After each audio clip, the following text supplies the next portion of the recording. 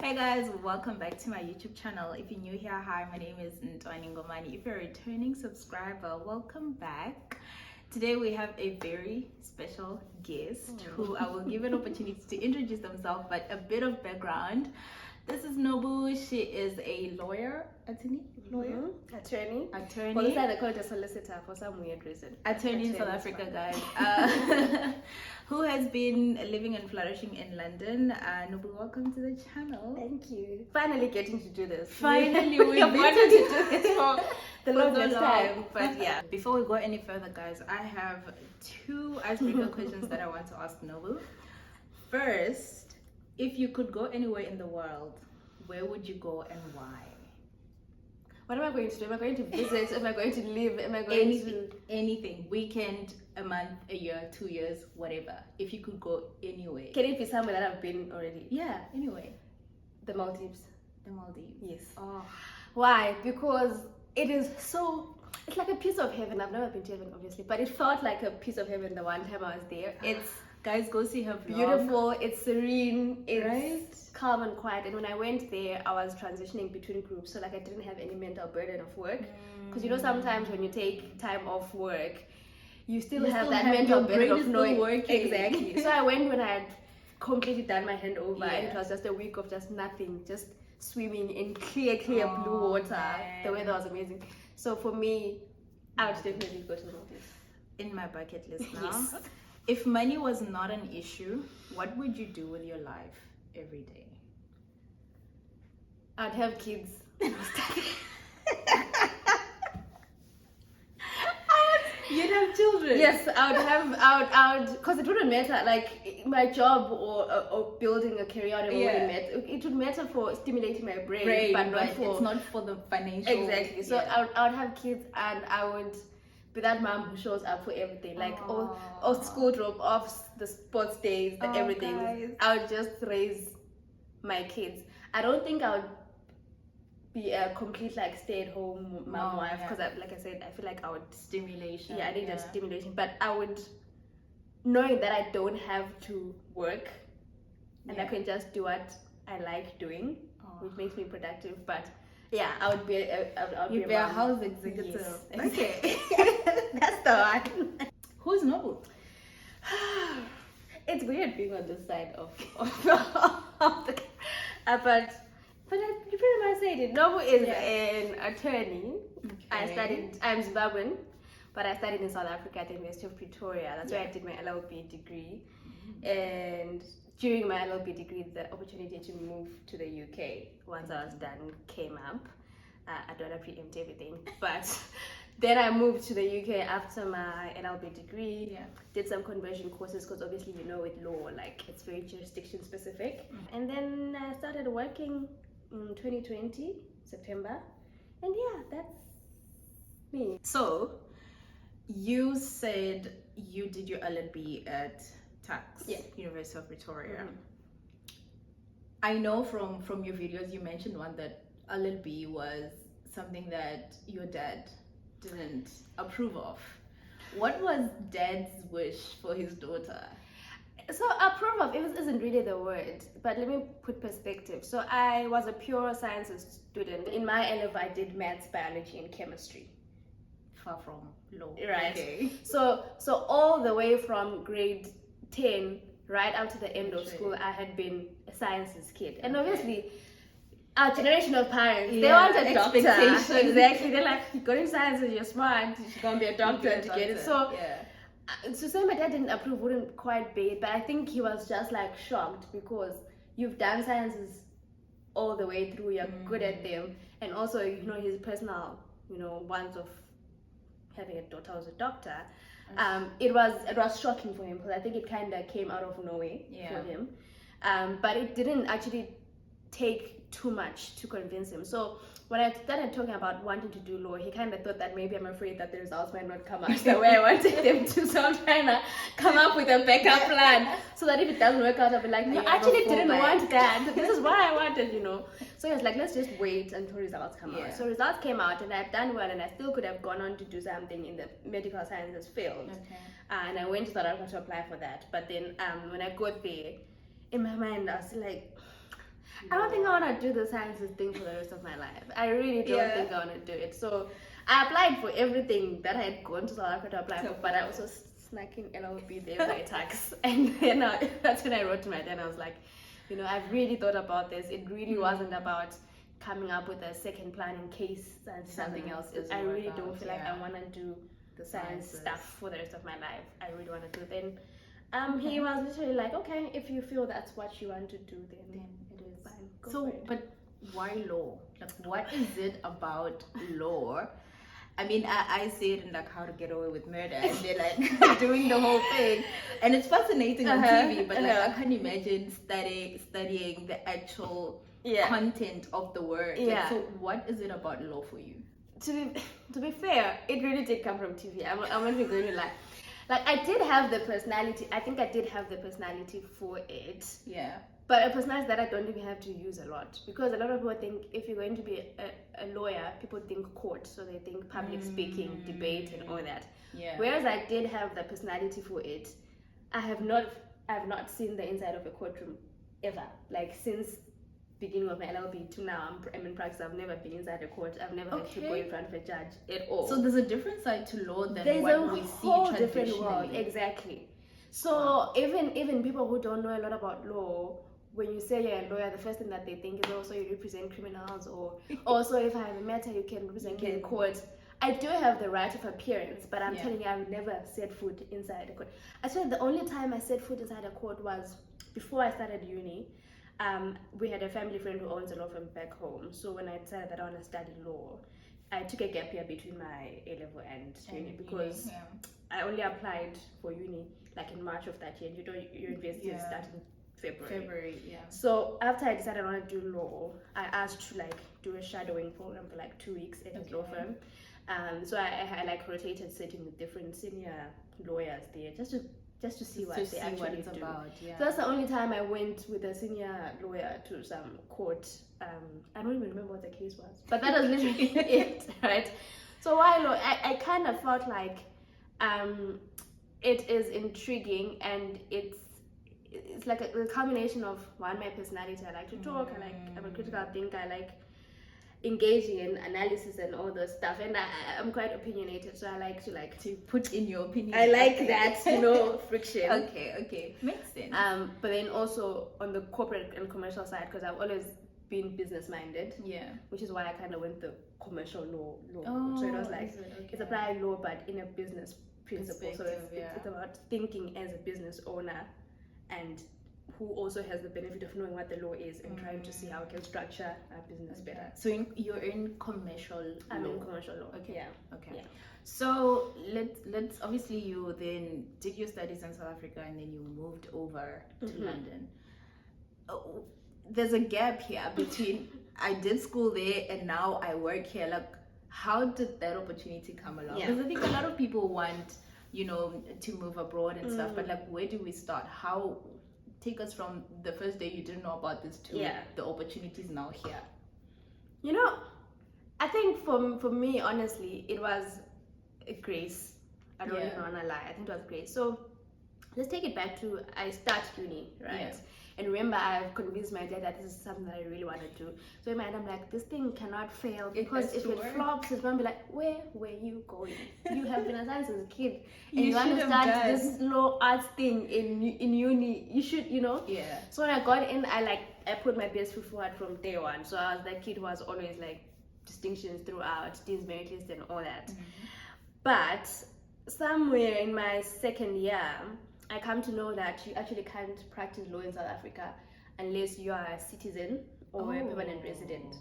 This is the second year of my LLB. Whoa. And part of how I come to know about this is, you have those career days where in your case it could be accounting, but in my law firms come and they're showcasing, and they tell you to have your CVs and your transcripts printed and all that. Yeah. And I have my stuff, man. I've got my certificates, everything. I'm like, so I'm dishing out. I'm like, take it.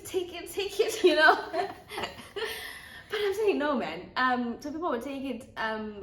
So some would say, are you a citizen or a permanent? I'm like, no. They're like, okay. We'll just take it and we'll let you know, right? So this happened quite a number of times, and I don't know if it's the same in your field, but in law, people start getting signed to law firms at like second year or something, right? Yeah.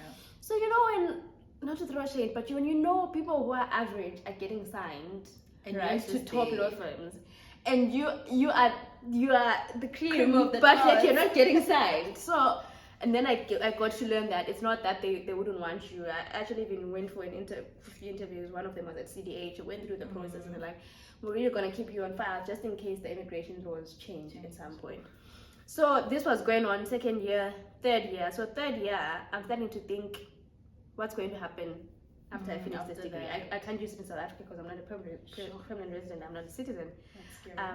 But actually in second year, I had seen this flyer poster from this firm called Linklaters, and they were doing this African clerkship, and they were calling for international students studying law in South Africa. But like I saw it maybe on like Sunday, and like the deadline to put in the application form was like maybe the Friday. Okay. So I'm like, okay, the Friday before the Friday. No, the Friday, the coming Friday. Okay. But I think okay, it should be fine and easy because I've done South African applications, like which are pretty simple. Your CV, they call you, tell us about yourself. It's really not a hectic it's interview. Not that deep. So I'm like, let's see. First of all, I look at the application form and the questions. I'm like, and then there's another part that says you then also have to do what they call a Watson-Gleiser test, psychometric. I was like, nah, I'm not really. So I was a bit skeptical, to be fair. I was like, a lot of people get discouraged with like interview or like application forms because it's a lot of questions to do. And I was like, within the next 5 days, I'm like, this is clearly not for me. So I just ignored it. And then the next year, I was the academic head for my faculty, for the student representative body of the Faculty of Law. So I was a bit more involved in anything that had to do with academics. So your career days, your firms coming to pitch and stuff. So again, the following year, Linklaters now comes proper and they do like a proper roadshow. So they actually go through the student admin office, and then they rope me in, obviously because I'm the academic head, and they're like, we want to come pitch this thing at tax. So they come, they tell us what it's about. So this is who we are. We are Linklaters. We're in alliance with Weber Wenzel, which is one of the big firms. So we are growing our African practice, but we find that there's a gap which we want to fill by, getting young African minds that have studied law in Africa and South Africa to come and work for us. But because of conflict of interest, we can't take South Africans because Weber Wenzel also wants the best minds. So it would be like two firms that are supposed to be in alliance now compete for the same talent. So they then said they specifically wanted international students, which was a good thing also because international students could not practice in South Africa. So it was like a sweet spot. Exactly. Wow. So I'm like, no, this time I'm really going for it. So they have a cocktail evening thing at Weber Wenzel, and they'd invited Tax, Wits, I think UJ, the big Gauteng universities. They had also gone around Rose, Cape Town, I think UCT and the like. So I remember they had a panel discussion, and one girl from Tax had actually gone the previous year, and she had gotten an offer. So now she was on the panel and telling her story. So it's now more believable that it's a representation. Exactly, representation matters. To see someone who looks like you, who's walked in your shoes in places, does something for your mind, and tells you that you can do it too. I agree. But still, that was not enough because during the cocktailing, I talked to one of the recruiting guys. I'm like, so how many people are you looking to recruit? Right. I mean, you guys have been doing that around the whole country. They're like, we're looking for a maximum of 5. Like, what? Like, you guys are going all around the country just to take 5 people. 5 people. I'm like, nah, no ways. But anyway, I'm like, I don't have options, so I applied for it. And long story short, I got in. The process was a 1-month internship here in London at the firm, which was like a month-long interview really, because you had 2 rotations, 2 weeks in 2 different groups, and obviously your supervisors from those groups would appraise you. And then at the end there was also an interview, and then if you did well in then you got the before I came to London, I feel like I was complacent to immigration laws because I've always been a citizen. Yes. Right? Yes. But now when I'm here and I'm looking for a job, I'm always thinking, do they sponsor? Exactly. Immigration law. Exactly. But like when you're still big there, you never think about it. And I've heard a lot of, in our field, I've had a lot of trainees complain that if they're not a citizen of South Africa, they can't get articleship in South Africa. Yeah, it's for your field. I think it's easier because it's not like there's no law really that says they can't hire. But it's just harder because there's the company has to prove that there's no one who. But at least it's doable. Yeah. But for law, if you're not a permanent resident or a citizen, you cannot. Even if they can prove that you had the highest grades in the whole entire country, there's that thing. Does that mean now you cannot return to South Africa and practice? I think that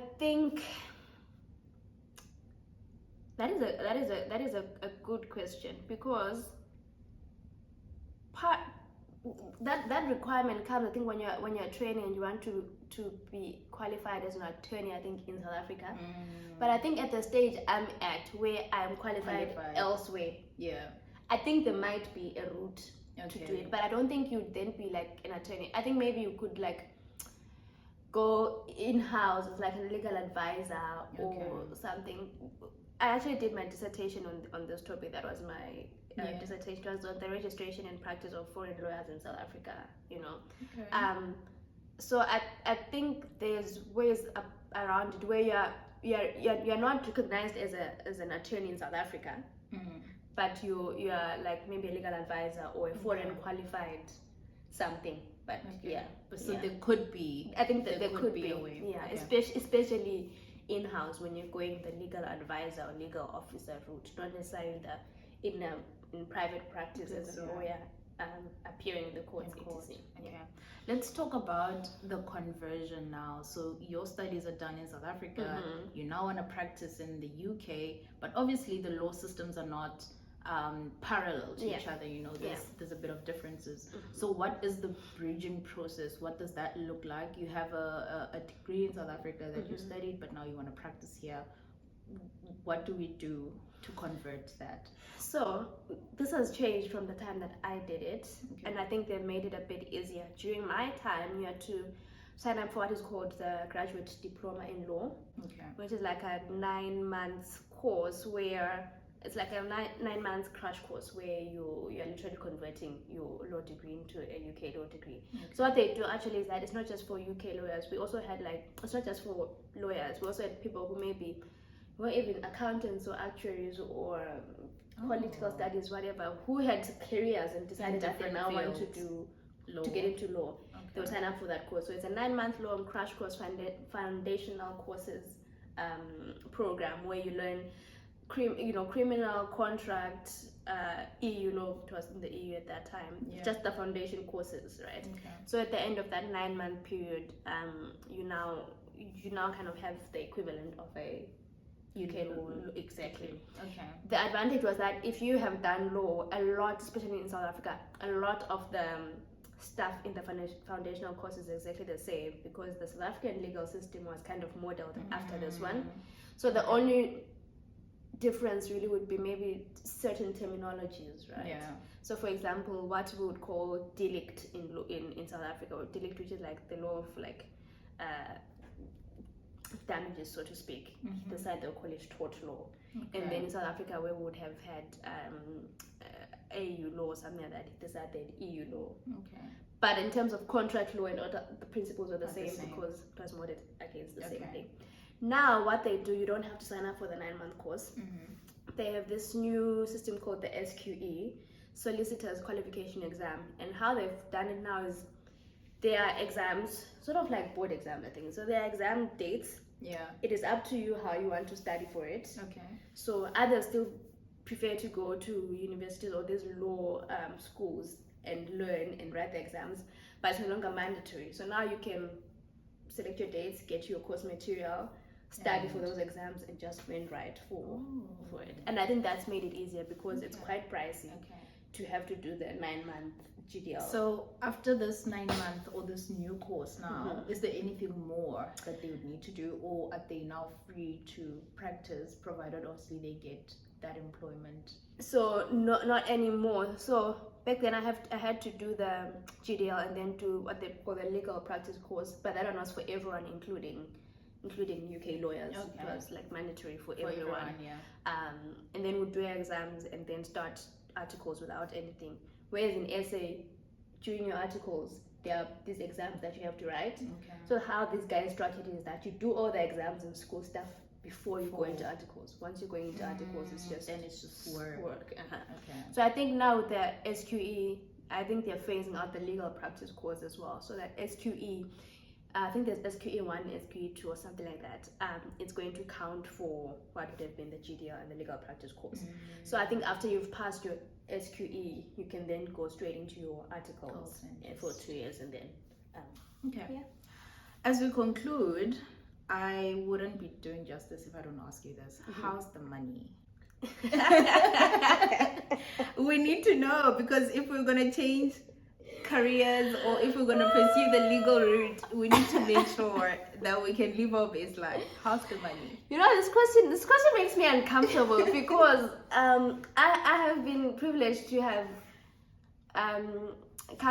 Linklaters is a big five. They call them the Matrix Circle. It's a big five law firm, right? Which is where I did my articles, and then when I finished, I moved to another law firm, which is also a big five law firm, right? Which is where you are now. Which is where I am now. Okay. So I've been fortunate that I've only worked at big five law firms that pay quite a lot, right? So I don't want to create an impression. I don't want to create an impression, but I will just say, right now, as a newly qualified, I'm six months or so into my qualification. Yeah. The most I'm going to say is that I'm earning 6 figures per year. Whoa. That is what I'll say. But the average, I think, would be, let's say for your, so there's the big five Matrix Circle, then you have the silver circle and going down. Yeah. I think on average about, in London that is, because it lessens if you go outside of London. Yeah. I'll say about 80K is a good, as a newly qualified.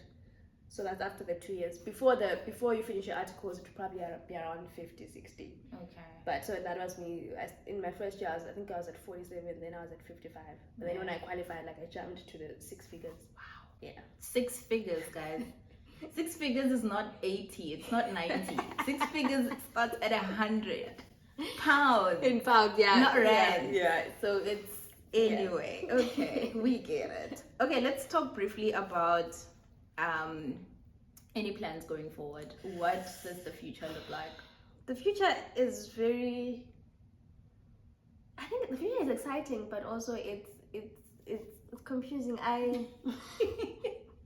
You remember you asked me at the start that if money was not a problem, what would I do? That's why I say the future is confusing, because I love the job. It's stimulating and all that, but when you've worked in London and you've seen how empty people are and how this job is everything to them, it really makes you question whether this is really what you want to be doing for the rest of your life, Yeah. So I'm at that point where I love it, I'm excited about it right now, and I'm obviously going to always put my best foot forward, but I'm like, do I want the 12, 14-hour days indefinitely? Do I want to, if I decide to have kids, do I want to be the parent who just throws money but is not present? Actually. So I think the future is trying to find a way to transition into a space where I can continue to do what I love but be a bit more flexible. And I feel, because I told you earlier that I'm a bit more business minded, I feel like I would be so much happier if I found a way to get a bit more into business development type stuff. But then also the money is in the 5 figures. So it's coming back now. But at some point I'm going to have to measure and weigh up what matters more, time, presence, sanity versus money. So the plan is to at least now while I can make as much money, invest as much money, make the wise decisions to get that money working for me, such that when I come to a point where I'm like, I need my time back, it's not very uncomfortable to take a huge pay. I've heard someone say you need to make sure that in your high money making years, which is like our 20s, 30s, that's where you need to like work the most, make the most money, build those passive income streams, because by the time you want to settle down and have a family, then all of that is working for you. In conclusion, I probably said this before, but 2 questions to end off this video. What is the one best piece of career advice you've heard or you wish you had before? Damn. What is the other question as I think about it? The second question is, what would you say to your 20-year-old self today? 20 hours in my first year, I think. Yo, I would have said, listen, life is going to surprise you in the most surprising way. Just to use the same word twice. Life is going to blow your mind in ways that you could have never imagined. Wow. I would say to myself, you have no idea the spaces and the rooms you are going to be in, but trust the process and keep doing what you're doing. Because to be honest, in my first year, I was showing up when I needed to show up. In my studies, I was showing up. So I would say, keep doing what you're doing. It doesn't seem like it's yielding results now, but your future self will thank you, and the future that awaits for you is bigger than you could have ever imagined. Wow. Keep doing what you're doing. Keep doing what you're doing. My first question. The piece of advice that I wish I had received, or that you have ever heard. I think be valuable, not just useful, right? So being useful is being busy, right? Like you're always busy. There's something that you're doing something and it's moving, but like in the grand scheme of things, what contribution are you making to the bigger plan? Like, is it valuable? Like, can we, not valuable in terms of money, but does it hold space in the thing that in the grand scheme of things, in the bigger project? Does your contribution matter? Sure. Guys, that is Nobue. You have heard. Please do follow her. Where do we find you? So I'm on YouTube actually, Nobue Khumalo on YouTube. My socials are private because I went public last year and I had people like cloning my accounts, and I was like, nah, that's it. It's too much.